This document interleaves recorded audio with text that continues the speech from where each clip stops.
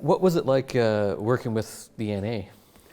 It was a very interesting experience. Number one, I would say that I was 20 to 21 at the time, and I didn't really know a lot about anything, and I was just kind of living that experience day to day. I've had a lot of time to reflect on that and the unique aspects of that situation, especially with all the chaos in Afghanistan in the past 24 months. Yeah. And also to see the incredible stress that our leadership was in at the time. My team had an NCO and an experienced captain. He was not junior, he's actually a lieutenant colonel now. But from a leadership perspective and experience, I couldn't imagine the stress that they were under day to day. And as a private, I was just not attuned to that. Right. Now, I have a lot of positive things to say about the Afghan National Army, and I know experiences do vary from individual people, but you know, at the end of the day, there is a lot of highly motivated people who were just trying to make their lives better. And war is it's very violent, it's very ideological, and we get easily caught up, especially now with social media and the multiple aspects in that sense.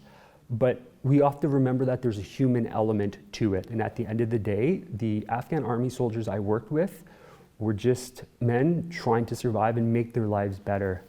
I was talking with my spouse the other week. We had an Afghan army soldier, and I forget his name, but our medics and our physician assistant were helping him do a medic course to work as their medic. And I remember our physician assistant, a warrant officer, being like, if this guy had been born in the West, he would be going to Harvard. He was such a quick, but he was born a farmer in rural Panjwai, or where I think he was actually Dari from the north, but his circumstances didn't allow that. And I remember that really, that always sticks with me, because I'm like, I could have been that could be me, or he could be me.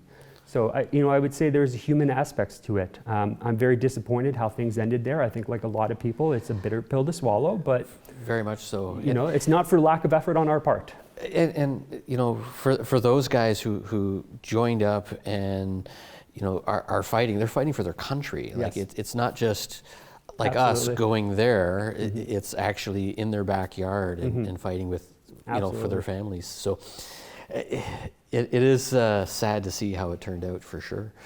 But so after Afghanistan, when you came back, what was that feeling, getting back off the plane for the first time back in cold Canada? It was excellent. I would say the amount of time, it was a year to the day between my first and the second deployment. So you don't really have time to kind of come back down and normalize. You go into the training cycle, which is very intense. Yeah. And so I was at this high level of stress for kind of 2-3 years in a row. And we had been deployed for basically the whole fiscal year, let's say, leave year. So at the end of 110, I had, because we had the Christmas break, I had all this tour leave. No joke, I had like 80 days of leave. That's crazy. It was insane.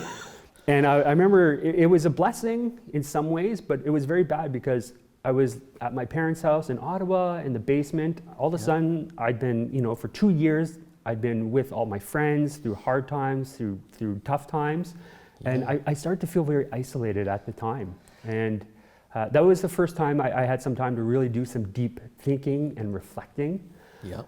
And it was some tough periods then, actually. That can be, because you're so busy and you're so used to being go, go, go, go. All of a sudden, it's a full stop. And what do you do, right? Yes. And that's where guys start getting into problems. Absolutely. You're bored, and hey. Absolutely, yeah. I started. I have, I've struggled with drinking issues throughout my adult life. Although I am sober now for almost 2 years, or just under 2 years. Congratulations. But thank you very much. It's been an amazing return on investment. But that was that point where I think I started with that. Because it's all fun and games when you're having a few beers with the boys. Yeah. But now when you're in the basement drinking by yourself, thinking about negative things, it starts to spiral downhill. It's similar to that old adage about bankruptcy. It starts slowly at first until it goes really fast. So Yeah. But you know, it was a neat experience. I was very happy to come back to work, come back up to Petawawa, and kind of get on with my training. Right. So. And that's it. Like when you're overseas, you can't wait to get home. But as soon as you're home, you're always looking at the door, waiting to go again, right? Once you get bit by that bug, that deployment bug, you can't wait to start doing it again. And also too, it was a lot of money for a 22, 23-year-old, right? Well, yeah, right.